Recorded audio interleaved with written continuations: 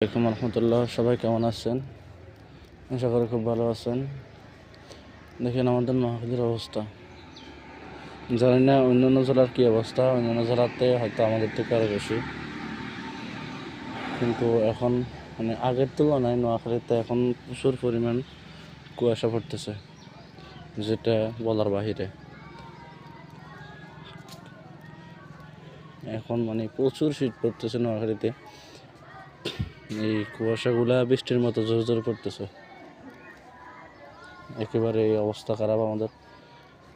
নোয়াখালীতে আমি এমনটা আর দেখি না, হয়তো বা আরও ছিল। আমি এমনটা আর অনুভব করি না এত ঠান্ডা, এত কুয়াশা। দেখেন সামনে, এই কুয়াশার সামনে আমাদের রাস্তা আছে।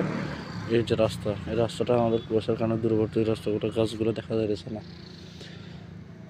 তো সবাই দোয়া করবেন আল্লাহ যেন আমাদেরকে হেফাজত করে, আল্লাহ যেন সবাইকে সুস্থ রাখে।